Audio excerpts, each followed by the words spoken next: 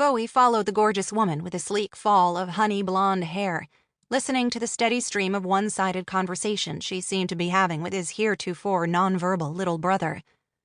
He felt as if he had just slid down a rabbit's hole into a bizarro world where it wasn't at all out of the ordinary for a woman to take a strange kid under her wing in the grocery store, and where a pretty smile could divert an out-of-control boy from a full-blown meltdown. He didn't know what to think. Who was she?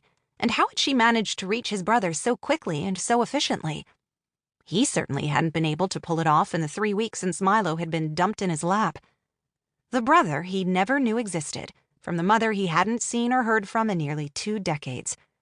He was no closer to knowing how to avert the frequent meltdowns than he'd been the day he got that phone call from Oregon Social Services and flew immediately to Portland, despite extensive research and training on behavior modification.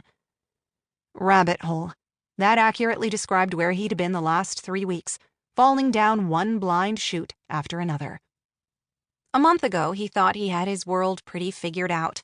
He had a fantastic job he loved that offered the sort of challenges he craved.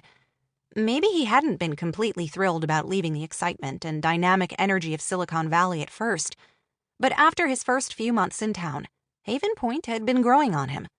The town was small but charming, with a vast lake and soaring mountains that offered an abundance of recreational opportunities for a guy who loved the outdoors.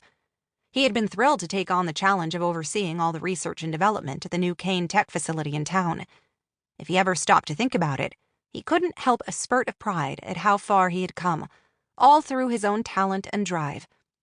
From a 15-year-old homeless kid on the streets of Portland to a major shareholder and the director of R&D at one of the country's most influential and innovative tech companies. And then had come that phone call less than a month before, and the difficult decisions with which he still wrestled. "Before she died, his mother named you guardian to your brother," the social worker had said. "It's not legally binding, as you had no formal agreement." "How could we?" he had shot back. "I haven't known where she was for years, and I certainly didn't know she'd had another kid 25 years after she had me." If he had known, he wanted to think he would have tried to rescue Milo, to find some kind of stable situation where his half-brother could get the medical and therapeutic treatment he so obviously needed. "You're under no legal obligation to take custody of Milo." The social worker had gone on as if Bowie hadn't spoken. "If you refuse, he will simply remain in the foster system. You should be aware that he will probably end up institutionalized in a special school, as he's been difficult." And just like that, he knew his life was about to change. He couldn't do it. He had spent enough time in and out of foster homes, between Stella's brushes with the law or her frequent court-ordered rehab stints, or those times when she simply disappeared for weeks at a time. How could he inflict the same kind of life on another kid? Somehow warehousing him somewhere, out of sight, out of mind, didn't seem the answer either. Bowie's skills with a computer had paid off handsomely in shares and patents with Kane Tech, and he had more money than one man could ever spend. Since he had the resources to provide a better life for Milo, how could he live with himself if he walked away and tried to forget he had a half-brother tucked away in an institution somewhere? He still wanted to think he had made the best decision, going through with the guardianship papers. That didn't necessarily make it an easy one.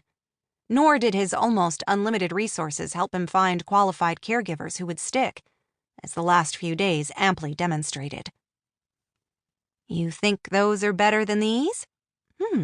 You might be right. These are from right here in Idaho." The woman with a dimpled smile held out a clear plastic bag near the cherry display. "I need to fill this bag about halfway. Can you help me do that?" Milo nodded with an understanding and eagerness that shocked Bowie, who had seen nothing similar in his own interactions with him. "Thank you, Milo," she said with an approving smile when she apparently judged she had enough cherries. "That's perfect. My friends will really love these. Can you help me find the bananas now? Do you know what a banana is?" He didn't nod or smile or otherwise give any indication he understood, but he led her directly to the stacks of greenish-yellow bananas. She followed him there and was reaching for a bunch when a girl with red braids and a couple of missing teeth raced over to them. "Miss Bailey! Miss Bailey! Hi, Miss Bailey!" Milo's new friend beamed at the girl, who threw her arms